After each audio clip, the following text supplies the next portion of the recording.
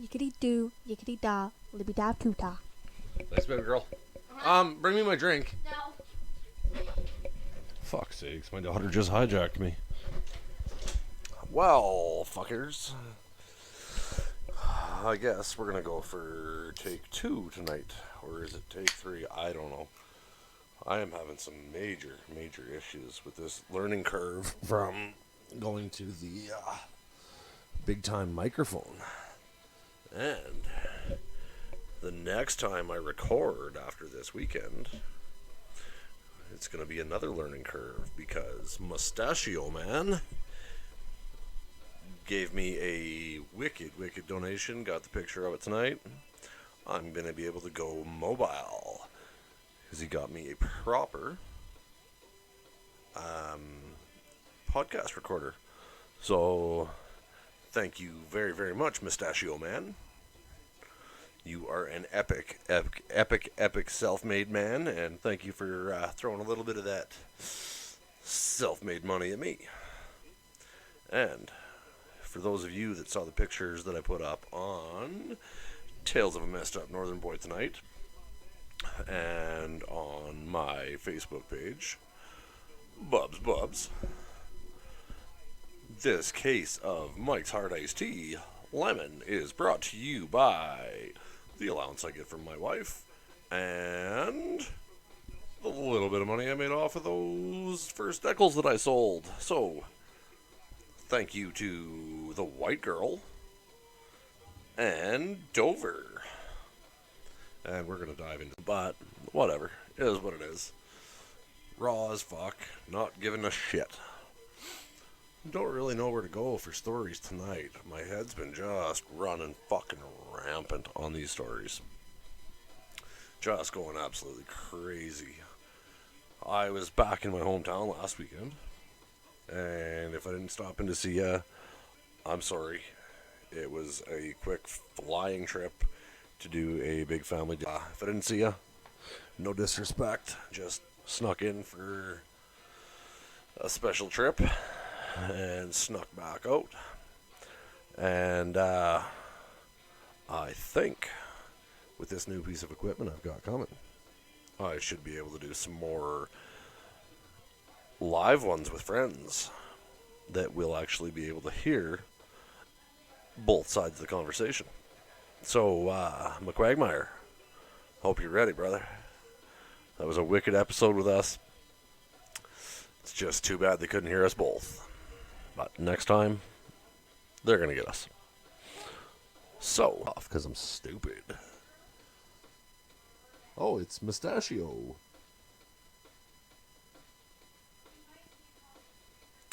And where am I going to go with the story tonight? Well, let's go to the last night I ever bounced in a bar.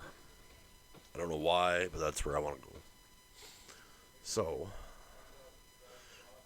me and Hillbilly and Hillbilly's brother and Funk, and there was a crap ton of us that all worked in this one bar.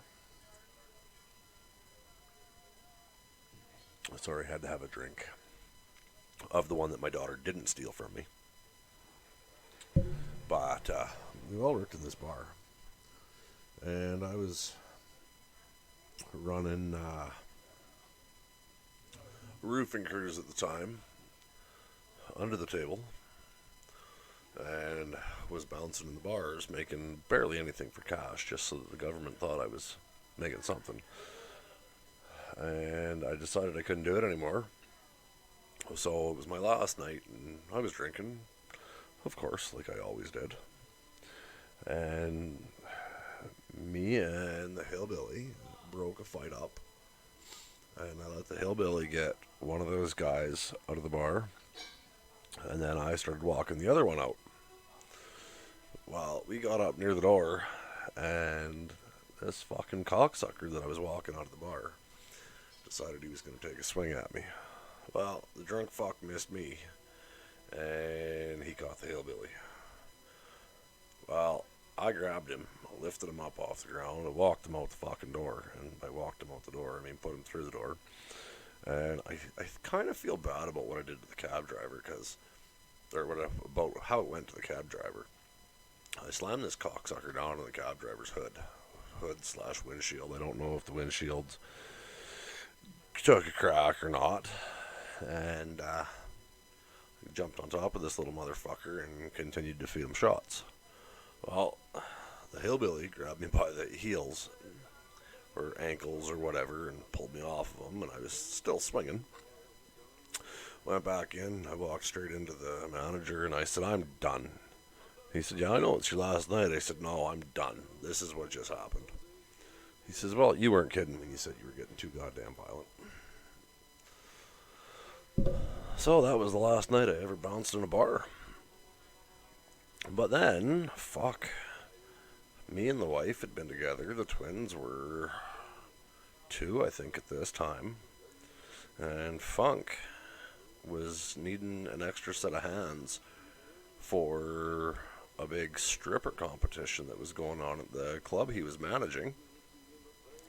So he gave me a call to see if I'd come in and give him a hand, setting up the stuff for the girls.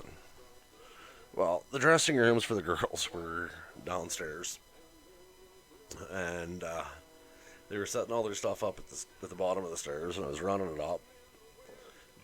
And this one girl, she come out, and she tapped me on the shoulder, and she said, "Hon, yeah, this, and this can go up, but this doesn't have to go up." Well, I turned around, and she's standing there, bare ass naked, of course, right? And I had been out of that kind of a lifestyle for so long that I guess I turned bright fucking red. Well, this girl went and talked to Funk and told Funk what had happened. And he come down and he looks at me and goes, "What is wrong with you? A naked girl made you blush?" And he says, "Your wife sure has fucking wrecked you." Good old Funk. So, me, and I'm just kind of jumping all over the place tonight. I'm actually kind of getting used to this microphone thing. It's kind of nice. Comfortable on the couch, got a little bit of tunes going. And as long as this computer doesn't fucking freeze up again, I'll be alright. Got a drink in hand, nice and comfy on the couch. So, me, hillbilly, and 45, as you've guessed, we were pretty tight. Well, 45 got into college and left us. Son of a bitch. And then he met this girl. And I had never met this girl. I don't remember if they were married at that time or not. They may have been. Because 45 literally fell off the planet for us. And whatever. It was good for him. So, we are going out. First time I popped over to their house. Got to meet her. Me and 45 are heading out. We go to the bar. Well, shit got out of hand. Blackout drunk. From here on out, it's hearsay and vague memories. Well, apparently, 45 got into a little bit of an argument with one of my other friends that was with some people over some dumb shit, and we all ended up outside. And if I remember correctly, the bomb actually ended up handing 45 his ass, and some of the other guys that got involved in the scrap were breaking beer bottles over yours truly's head. Well, when I realized shit was getting that far out of hand, apparently I just fucking vanished out of the middle of the fight, because I'm not stupid. And,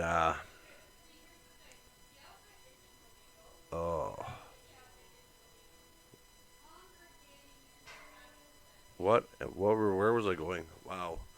Blah, blah, blah. Oh, yeah. I just vanished, fucked off, out of nowhere. And I remember staggering through the sawmill yard, and I was cold. And I was leaking, and the security called the cops. And the cops come out and picked me up, and drunk in public, and blah, blah, blah, blah, blah, typical bullshit. Off to the drunk tank I went. I woke up, let me out, walked my ass home, had my shower, cleaned up my head. Didn't hear nothing from 45 for quite a while. Well, I guess when 45 got home, somehow he managed to get into a cab and get the fuck out of there. Well, he got home, and his wife did not like the shape he was in. He was covered in blood. I think his nose was broken. I think he had a black eye. And this was the first time she met me. So, of course, she didn't really care for me too damn much. And over the years, we've been, I've made up for it, and I've done something worse, and it is what it is. Shit gets out of hand. Me and 45 are usually the worst ones for doing dumb shit when we get fucked up. Hey, 45, like that night you tried to run that guy over? Did you get your license back yet? How many years ago was that? But, like I said, I'm jumping all over the damn place on this episode. Kind of enjoying this one. Fuck. So, I don't know if I brought this one up in the past. I may have. But, we talked about Ox in my episode, Wait in the Truck. She was friends for a while. She was a pretty cool chick. And she had this big fucking Great Dane dog at one time. And me and Hillbilly pulled in for, I think it was a housewarming party for her. And we had a Bubba keg, and I think it was a 40-pounder. You'll let me know, Hillbilly. What's up, baby girl? Oh, she just came and farted in the mic. I didn't really fart. Such a lady. I made a fart noise. She's such a lady.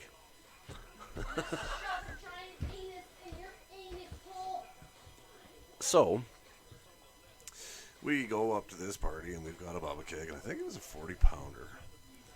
And we figured we'd drink the Bubba keg. A Bubba keg, I don't know, if you don't know what they were, it was, I think, like 3 liters of draft beer.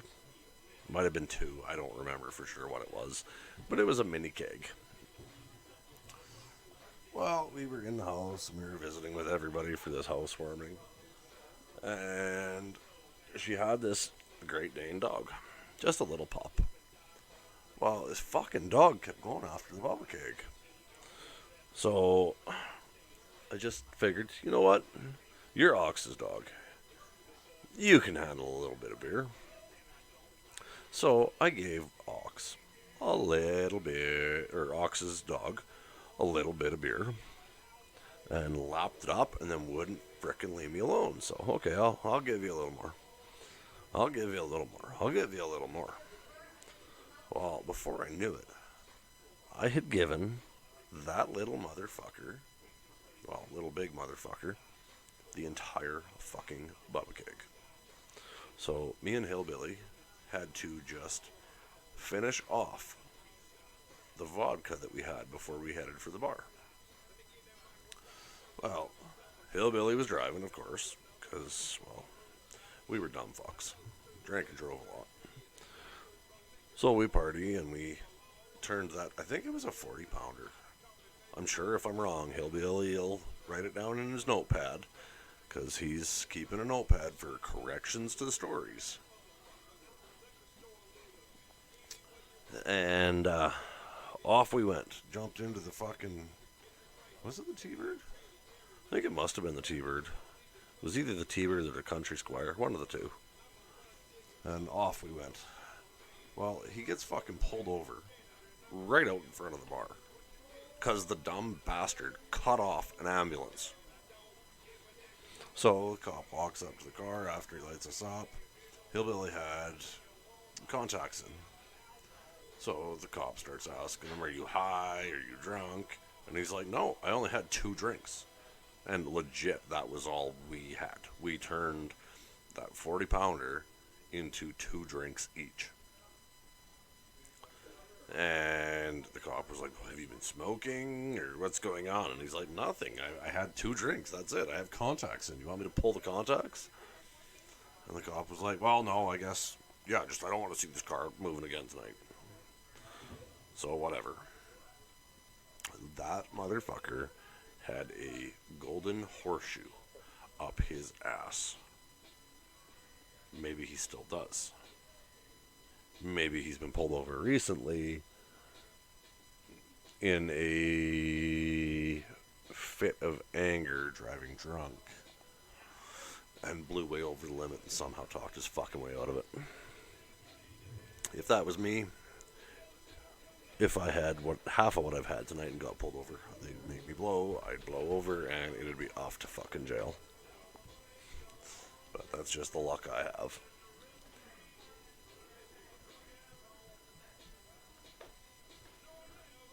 Now, where was I going to go after that one?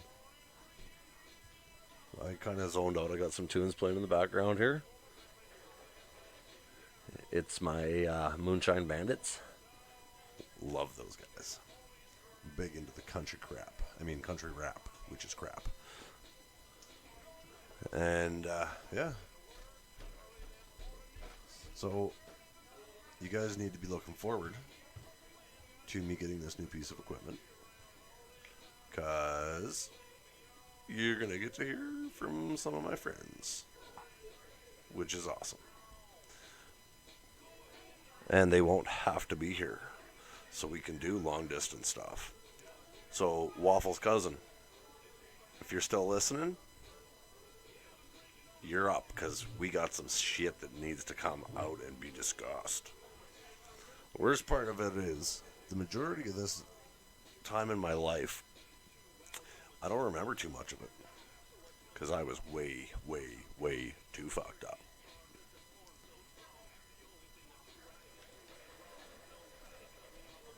Wow, I totally zoned out because of this song, and forgot where I was going. I did have another direction I was going to go with that story, but I just fucking blah, blah, blah. Oh, I just farted. That was a real one. But mine stink, not like my daughter's. Like the one she let rip in the microphone because she's a little snot. So, I gotta give a shout out to. Nah, I'm not giving a shout out to that guy. But I know we owe you guys an episode for the 500 downloads. And that one, you all voted that you wanted funk. We will get that out to you, but funk's going through some stuff right now. And, brother, remember, this is the first time in your life you need a lawyer before the fight. Because that lawyer's going to fight for you, not get your ass out after you beat somebody up. Alright? Stay strong, bro. You know what you're digging for. You'll get it.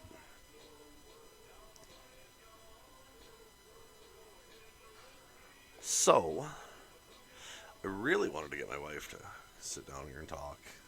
I had started another episode this evening, and I was like 8.5 minutes in. And this old piece of junk laptop of mine froze up on me yet again. And I was actually going to get the wife talking on here a little bit for that one.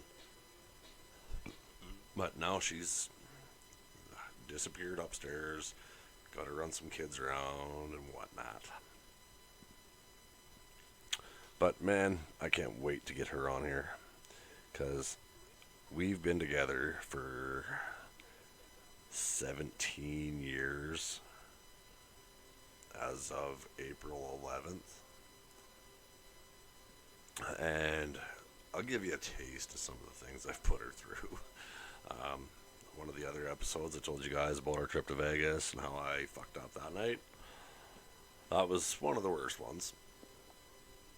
About another night, we were living back home in my hometown. We were renting a double wide trailer. Big fucking surprise. I've spent most of my life in a trailer. And there ain't nothing wrong with that, Dover. Yeah, I know, you live in the trailer. It's good. Be proud of it. I'm proud of it. Take me out the trailer, but you never take the trailer out of me. While we were sitting out on our big, we were out on the big deck we had that was screened in on our big double wide trailer, and drinking some. We were going through a big phase of Captain Morgan spiced rum that summer. It was good times. A slow night was a 26er. The average night was a 40-pounder. And a night like the one I'm going to tell you about was almost a 60-pounder, maybe 240s, I don't know. But I was working on the bush all the time, and I was doing 30, 60, 90 days. Not a big deal. Come home, take my clothes out of my work bag, put them through the washing machine, put them straight back into the work bag, and drop the bag by the door. Might be home for 24 hours, might be home for a week. We never fucking knew. So me and the wife and the kids enjoyed what little bit of time we had. The time during the day was all about the kids. Nighttime, me and the wife would sit out on the deck, have some drinks, and then go to the bedroom and do our thing, depending if I was too loaded up or not. But the particular night I'm going to speak about here was one of those nights where we really tied into her. And when I say we, I mean me more than anything. She had a few, but not too many. Well, I have this thing that I picked up years and years ago. If I'm full, like full, then I have a shower before I go to bed. I usually eat, have a shower, and the bulldog told me years ago, if you puke, you won't be as hungover in the morning. So, put some food in your belly, have a shower, puke the food back up because the food soaked the liquor up, which makes it easier to get the liquor out. Then you drink a bunch of water, take a couple Tylenols, and go to bed. And you wake up feeling not too shabby. Well, I made it about halfway through that. I made it to the food, to the shower, puked, and it was a stand-up shower. Well, the pizza pops that I had plugged the drain. Well, as I was sitting down, puking, and trying to stomp the food I just puked up down the drain, fuck, I was a pig. I passed out. Well, I didn't get everything through the drain, so the drain plugged up, and I guess my wife woke up. She figures about 45 minutes or an hour later. I went to see where I was, and went down the hallway and stepped on a spot, and the carpet was soaked. And come into the bathroom, and I was laying there like frozen fucking cold, because it was straight cold water. The hot water tank was completely drained. I was that passed out that I didn't even notice it was straight fucking cold water pouring on me. Well, she come in, she started yelling, I guess, and turned the water off, threw a towel at me, and screamed at me to clean up my fucking mess or something. I don't even remember. Yeah. She's been through some shit with me. Another time, it was funny, because I was a roofer for a long time. And the boys had this house that was called the Roofer House. I don't know, I might have touched base on the story from the Roofer House. Yes, I did. The night I was doing all the cocaine and smoking the crack into ecstasy and drinking, and then went to the bar to sell mushrooms. That night started at the roofer house. But I wasn't living at the roofer house anymore. At this point, I was moved in with the old lady. And the roofers wanted me to come over and let loose. And they said, we'll even keep him so that he doesn't have to come home and disturb you. And she just laughed. So after me and her got together, I picked up this habit of having to be home. No matter how fucked up I got, I always wanted to get my ass home. So she says, if he decides he's coming home, you guys aren't going to stop him. And they said, oh, we got him under control. We can keep him. She said, yeah, good luck with that. Well, we had some drinks. And then I think we may have hot tubbed a little bit with some of the people that were there. And then I decided I wanted to go for home. And it was a long walk home. Like, without being drunk and taking the shortcuts I always take, it was probably, best case scenario, half hour. Probably more like 45-minute walk, though. Well, they somehow lost me and didn't notice I'd snuck away until they heard the barbecue from the neighbor's house being dragged down the road. And they couldn't catch me to try and drag me back. And I guess they phoned the wife and told her that we lost him. We think he's headed for home, but we don't know. She said, I told you boys, you can't keep him. If he decides he's coming home, he's coming home. So whatever.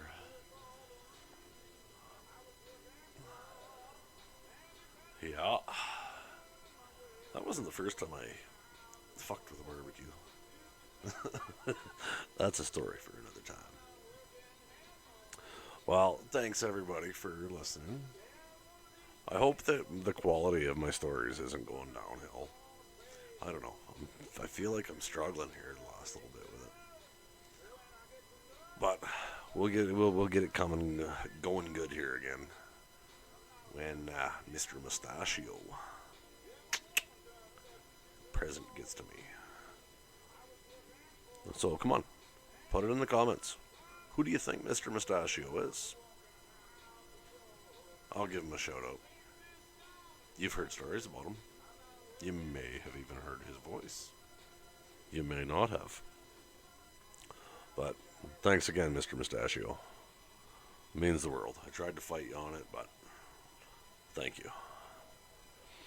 Alrighty, everybody.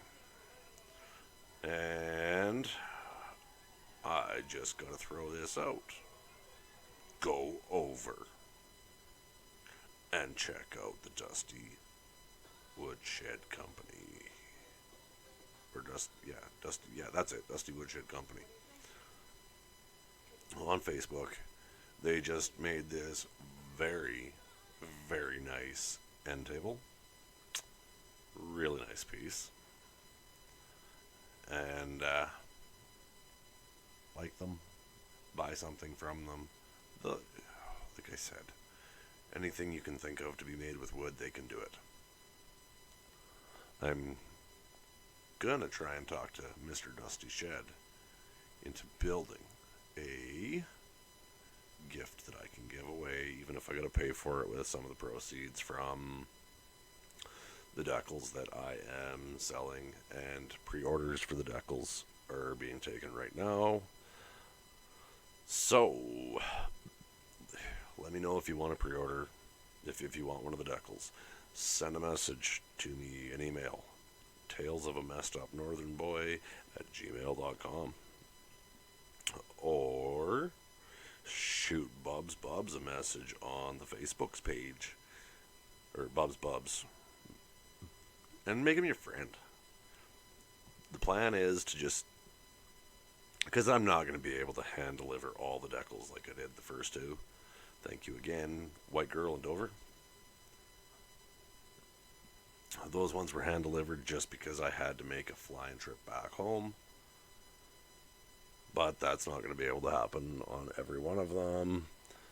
And for those of you that I know are listening down in the States, prices are the same for you guys. It's going to cost me a little more to send it down, but I am just sending them out in the mail. So it might take a little while. And I would love to sell a couple of these duckles down there in the States. And like I said, I posted the picture tonight of the recording setup. Between the allowance that my wife lets me have and the little bit I made off of those decals, because Mustachio Man bought me that equipment, I was able to spend that money onto some Mike's Hard Iced Teas. And no, they don't sponsor me. But if you know how to get them to sponsor me, send the info the right direction. I'll drink their shit and plaster their shit all over the place because I drink their shit for free, and I pay, well, not for free. It costs me to drink it, so they might as well fucking pay me to drink some of it, right?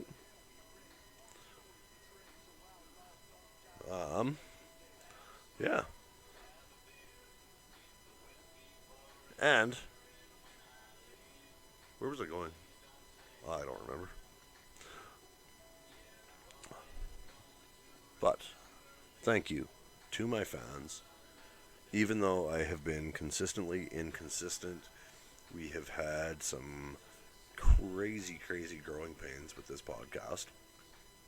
Because for those of you that maybe haven't been listening since the beginning, I started just on my phone. Then we stepped it up, and I got a microphone. And I tried to run the microphone off my phone, but I couldn't figure that one out because, well, I'm just not smart enough. So now I'm running it off of my archaic old laptop that keeps freezing up on me. And then, but I'm starting to get it figured now, and it's actually kind of nice to be able to just chill back on the couch, have some drinks. Like, I'm coming big time. I'm big time podcaster now. Yeah, I'm a celebrity. Oh, yeah. Watch out, Joe Rogan. I'm coming for you, bud. Well, I think on that note,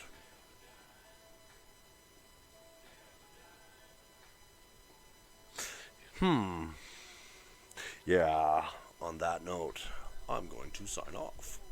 I don't know what I'm at for time-wise here, but I think we're relatively where I keep most of my on my own cast. It's hard to talk to myself. Well, I'm not talking to myself, but I'm talking to myself. I know you're listening, but when I'm recording, you're not listening. So I'm legit talking to myself, drinking by myself in my basement, talking to myself. Maybe I am still a little more messed up than I thought. But I enjoy hearing my stories, even if you don't. So, thanks for listening. Like, share, comment. Let's do what we can to get this out there and make me have 8 good listeners instead of the 7 I have now. Alright? Thank you. And remember, don't walk a mile in my shoes. That shit won't impress me. Live 30 seconds in my head, and you will understand why I'm a messed up northern boy, and these are my motherfucking tales.